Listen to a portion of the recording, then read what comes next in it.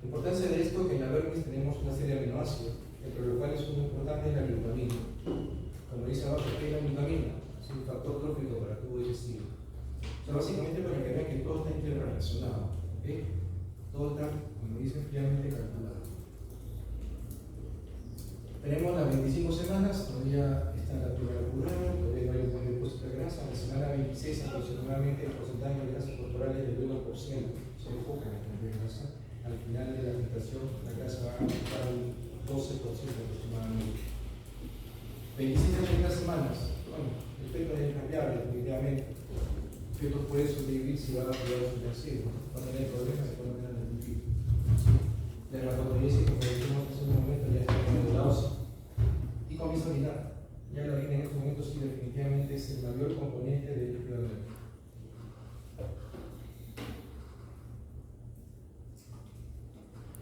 Semana 31 a 36. Se produce, aquí hay una tabla aquí abajo, arriba, una curva. Recuerden que el surfactante está constituido por fosfolípidos y por proteínas. Proteínas A, B, C y D. ¿Qué hacen las proteínas? Tienen una acción inmunológica, ¿okay? Protegen contra infección, pero además permiten que se distribuya adecuadamente estos fosfolípidos en la pared del alveolo. ¿Okay? Esa es la función de las proteínas, o sea, son importantes. En algún momento se producían surfactantes artificiales, pero solamente le ponían fosfolípidos y no proteínas. Entonces fallaban muchas veces esos surfactantes artificiales. ¿Okay? Pero en todo caso, vean ustedes que los fosfolípidos fundamentales son la lecitina y la fibromielina. Comienza a producir los surfactantes, sí, pero a lo largo del tiempo su composición va cambiando, no va a ser siempre la misma. ¿Okay? Pero vean más o menos cómo se van a separar en algún momento. Y en la semana 35 ya viene una gran separación. 34, 35 se separan. Y entonces se genera lo que se llama el índice Blue o cociente de lecitina y fibromielina. Alguna función de líquido amniótico y hago ese cociente. Si es mayor o igual a 2, digo que el pulmón está maduro. De repente uno dice, puedo sacar un bebé. Tiene pulmón maduro, lo puedo sacar. Si es menor de 1,5, el pulmón es inmaduro definitivamente. ¿Ok? Entonces básicamente es para mencionar esto aquí, la tabla. 34 semanas es mi punto de corte. Cuando alguien de verdad ya te va a decir 34 semanas punto de corte. Punto de corte para sacar el bebé. De 34 para adelante ya tiene una cantidad suficiente de surfactante. Recuerden también que de 34 para adelante la maduración neuromuscular, succión, difusión, respiración está presente. Por eso que los niños que tienen menos de 34 semanas no los alimentamos directamente en boca. Si lo vamos a alimentar enteramente, tocamos una zona urogástrica. Después de 34 semanas ya puedo probar la disfunción de medulla, porque ya se supone que hay una coordinación adecuada. Recuerden también que las sondas que usamos ahora son urogástricas, no usamos sondas nasogástricas en los medicinos. No se usan nasogástricas, porque la respiración nasal es fundamental. El niño respiraba nasal por excelencia. Perdón, las sondas son urogástricas. Pero bueno, más o menos. El crecimiento del cerebro que es importante, sobre todo en el último trimestre y sobre todo en el último mes, aproximadamente, creo que se genera un gran desarrollo cerebral. Sinapsis, conexiones interaccionales, ¿no? Crecimiento de pintas, el oligo de neuronia, o sea, hay un gran desarrollo en el último mes de la gestación. Lo que hace que los estados se llegan a ser pequeños, ¿no? Porque el niño prematuro tiende a tener problemas neurológicos. En todo caso, podríamos decir, por más que se está creciendo, va a tener problemas neurológicos. 40 semanas de listo para nacer. ¿Sí? Listo para nacer ya, para salir. Bueno, la termorregulación fetal, como dije ahí, es el líquido amniótico de ayuda, que permite una estabilidad térmica, no utiliza su centro termorregulador. Generalmente la temperatura del bebé depende de la temperatura materna. Durante la atención inmediata de un bebé, ¿qué es lo que hacemos? Entre otras cosas, ponerle el termómetro en la oreja, que me permite uno saber cuánta temperatura, con cuánta temperatura viene.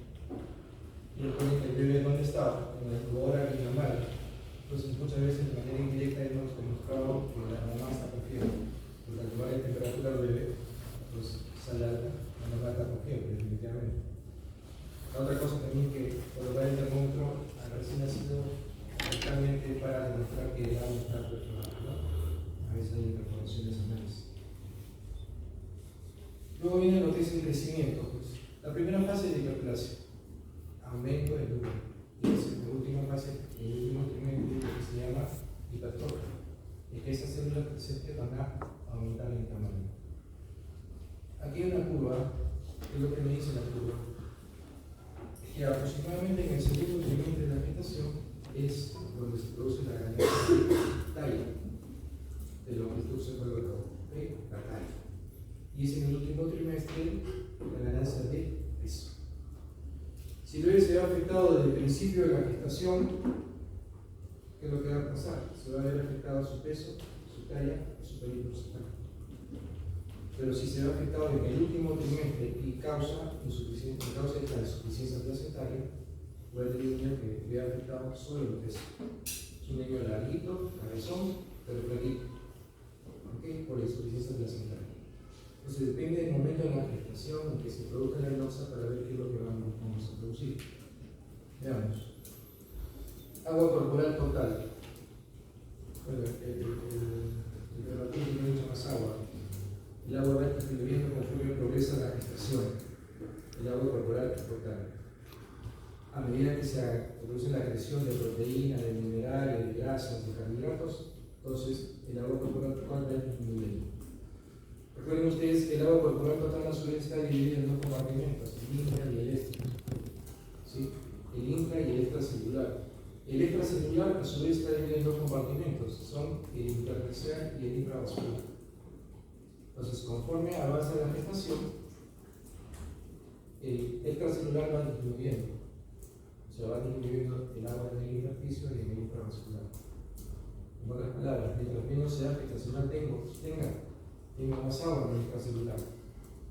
Por ejemplo, que un prematuro yo tranquilamente podría meterle dedos, unas piernitas, o que dejan comer inclusive, porque tiene más agua en el extracelular, tiene más agua en el intersticio, ¿no es cierto? Pero no podemos traer edemas en un recién nacido término. Después, vean ustedes que esa línea azul es la del extracelular. Fíjense, la línea punteada es el cero de nacimiento, sigue cayendo después del nacimiento. Todos los bebés sin excepción a los recién nacidos pierden peso durante los primeros 5 o 7 días de vida. Pueden llegar a perder el recién nacido término hasta el 10% y el prematuro hasta el 15% de su peso. ¿Sí? ¿Y a qué se debe? A esa contracción del extracelular. Yo debo permitir que se produzca esa caída de peso. No puedo ir en contra de ella. Si hablamos de un recién nacido término, el recién nacido término pierde 1 o 2% del peso por día. ¿Okay? Entonces, si el recién nacido no pierde peso, si el recién nacido pierde menos de 1%, o si el recién nacido gana peso, eso es un problema. Hay que investigar qué implica. Como generalmente son causas cardíacas lo que origina eso. ¿Okay? Todo lo que esté como muy novedoso en cuidados intensivos, de repente es porque estoy demasiado duro.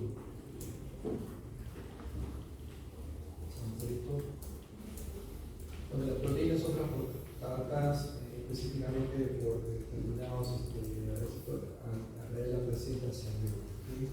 A veces la concentración de proteína en efecto son mayores en el animal.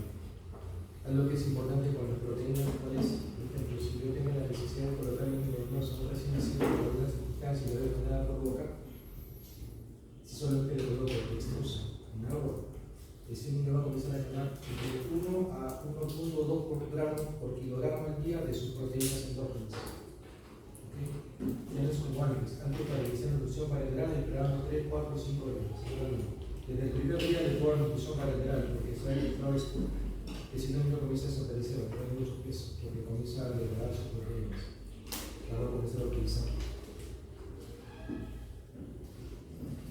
¿Qué dice el carbohidrato? Bueno, a partir de la semana 9 de gestación debe ser el contacto de carbohidrato como glucógeno medido en el músculo, en el corazón, en el pulmón. Pero el glucógeno almacenado en esas estructuras es para el funcionamiento de esa estructura. Lo importante es aquel que se deposita en el hígado, debido a la glucosa 6-fosfato, no más encima, porque ese glucógeno almacenado en el hígado es que después del nacimiento va a generar una infusión continua de glucosa. ¿Para qué? Para las células corporales, ¿no? Para todas las células. Lo importante es el que se deposita en el hígado. Grasa, ya dijimos que la grasa se va a ir incrementando, va a ir depositándose, ¿cierto? Como dice ahí abajo, va a ser casi el 12% del peso corporal a las 38 semanas de grasa. Y la grasa corporal, importante de todas, además, ¿no? La grasa blanca es importante, pero la grasa parda también es fundamental. ¿Okay? Vamos a pasar esto. ¿Qué factores afectan al crecimiento y desarrollo? Bueno, hay factores genéticos, factores ambientales. ¿Okay? Lo más importante, ¿cuáles son los ambientales? Que influyen sobre los genes para que el desarrollo, para que el crecimiento sea adecuado o no.